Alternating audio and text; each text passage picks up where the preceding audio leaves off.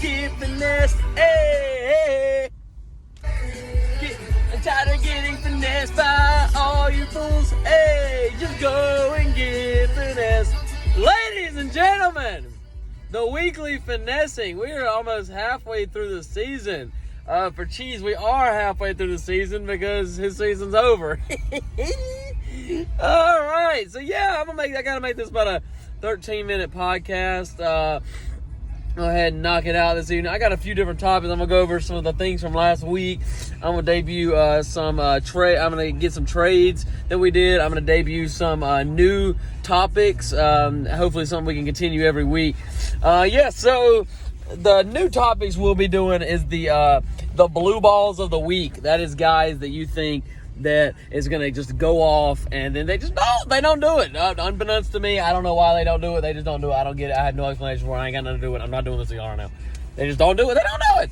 And then I'm going to go over the NFL game of the week, the suck of the week. This is games that I will go through and I will name several other things I would rather do than watch this NFL game. So I got to go ahead and get into it. So a few of the trades that happened.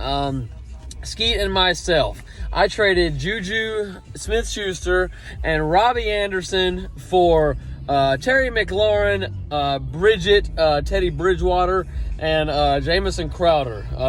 It's just a collection of people who aren't very good at football. I don't even know why we did it. And then Calder and Alex. I think Calder probably got the best of Alex on this one. He traded Robert Woods for DeAndre Swift. DeAndre Swift, I think he's starting to get a little bit more of a workload in that offense. Now, granted, it's the Lions offense, so, what is that saying? Right. I know, right. But, whatever. Moving on with that. We also had a Calder and Clay trade. It was a borderline collusion. We've got some of our highest paid attorneys on this, looking to see if it is indeed possibly collusion. We had a Jamal Williams for A.J. Dillon trade once that we had Aaron Jones once we found out Aaron Jones was hurt. So and then finally I would say the biggest trade of the week was between Galt and myself. I traded him Ezekiel Elliott and Jamison Crowder, the aforementioned Jamison Crowder at that, for Jonathan Taylor and Keenan Allen. I'm probably taking a downgrade at the running back position, and I'm probably taking an upgrade at the wide receiver position. That's how you trade. That's how you finesse. You get through, you find out what you need, you find out what helps both teams. If you feel like you're finessing the other guy, pull the trigger. I don't understand. Just do it. I'm not going to say I felt like I finessed Galt, but obviously I wouldn't make the trade if I felt like I was getting finessed. So, moving on with that. Yesterday we had, Sunday we had Andrew beating Skeet 152-76. He's not very good. I stopped watching around 103 once the games kicked off because I realized how easy Skeet was. It wasn't really worth my time to invest that type of effort and attention into the games once I realized his simplicity knew no bounds. Cheese beat Alex. It was a battle of the Serta mattresses. Neither are any good, as I have previously mentioned. Cheese beat Alex 143-68, and these are all round-ups and round-downs. I'm not doing decimals y'all right now. I'm not doing that. I ain't got time for all that. Superior Zach beat Inferior Zach 122-115.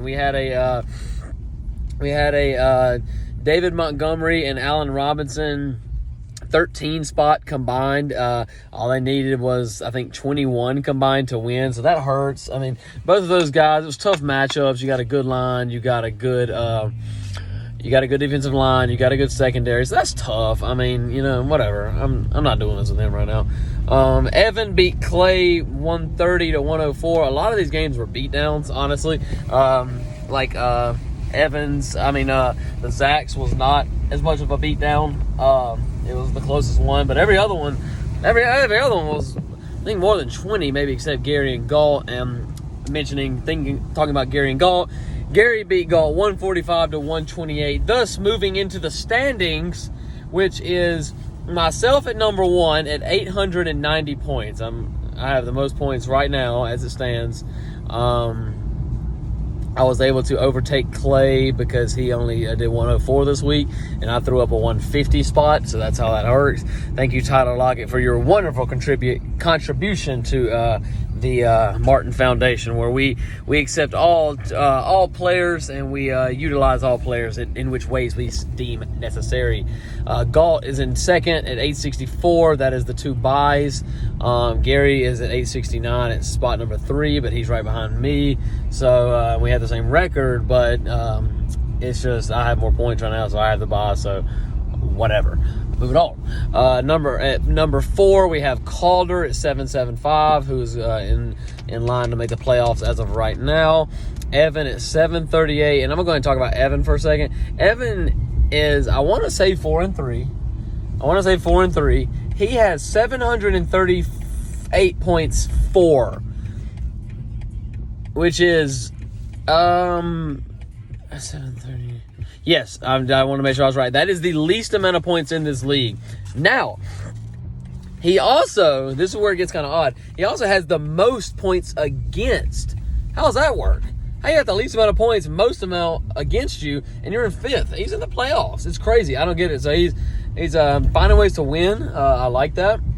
Clay at 876 is at 6, and he takes our last playoff spot as it stands right now. Alex is on the outside looking in at 794 points, a barely visible with the naked eye 794 points.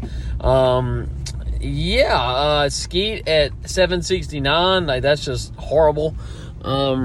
Scoggins has 844 points for in 9th place. That's the 4th most points in the league, so that's kind of odd, but moving on with that. Cheese at a hilariously 10th spot at 811. He's I think he is elected to dance with the girl that he took to homecoming. So, I'll jump into blue balls of the week real fast. I got to wrap this up here in a minute. Blue ball, I've already told you what it's like. If players that you think is going to do something, they don't. Pretty easy. Skeet. Mike Evans. You expect something out of him. He seems to be very bipolar when it comes to scoring points. He had barely 3 points, 3.7 to be exact. And Cam Newton, negative 0.03. That's tough, man. And I get it, it's San Francisco, but that's tough. Myself, I had Zeke. That leash is done. He is no longer on the death squad. He had 5.1. And Josh Allen, again, he's starting to make me mad. 300 plus yards, but no touchdowns. So he had 16 points, which is serviceable, but at the same time, it's Josh Allen against the Jets. Like, I need 30. So Alex, his blue balls of the week has to be his quarterback situation. He has Pat Mahomes and Big Ben playing against the hilariously bad Tennessee Titans defense. And Patrick Mahomes and Big Ben combined for 24.95 points. That's really, really bad. I mean, it's hard to even look at, honestly. It's embarrassing to even allow that in my fantasy football league. Keelan Cole, I don't really know what you're expecting out of him, but he was the worst one on your team by far. He owns real estate. He's living rent-free in the waiver wire section. Go ahead and send him back home. Go to your home, ball. Are you too good for your home? Calder, DK Metcalf, 2.3. Bold prediction. Go back to my text message. I said DK Metcalf would have a tough game that evening. That he did. I am not a sorcerer, but boogity, Steelers going to lose Sunday. So Scoggins had Chris Carson, who had 4.1, normally averaging around 15, so you add 11 to that. That's the score to beat Calder. So that's tough. And Hunter Henry against a hilariously bad Jacksonville defense. Only mustered up 2.3 points. Evan, Mike Williams, 0.4.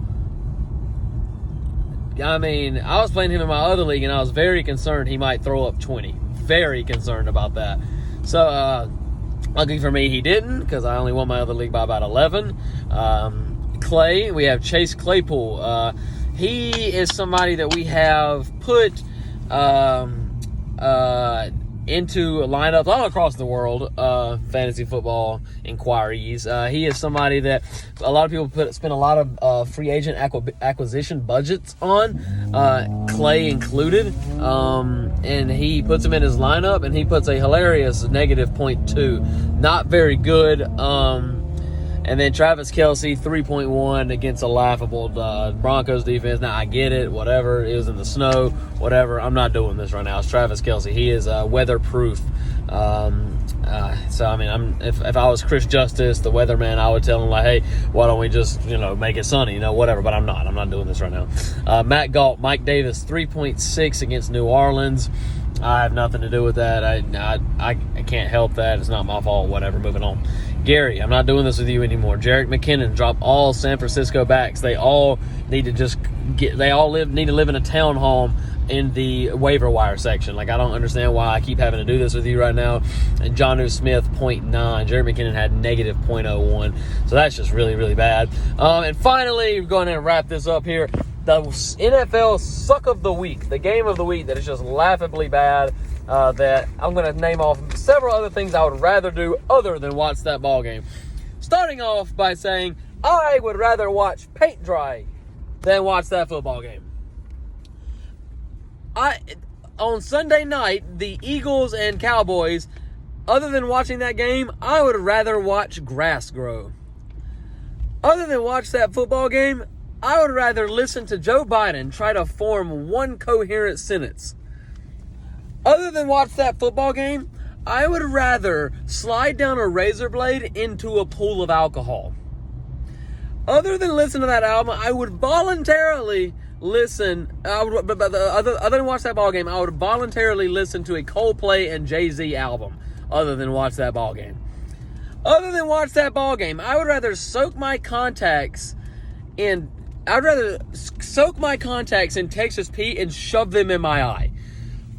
Other than watch that football game, I would rather let O.J. Simpson show me his knife collection. Other than watch that football game, I would rather put on skinny jeans after Thanksgiving dinner. I would rather gargle glass than watch that football game. And finally, I would rather sew my kneecap to my upper lip and hang myself from my eyelashes than watch that football game. So yeah, that's our weekly finessing. Yeah, like I said, y'all gotta stay out there. Y'all gotta keep finessing.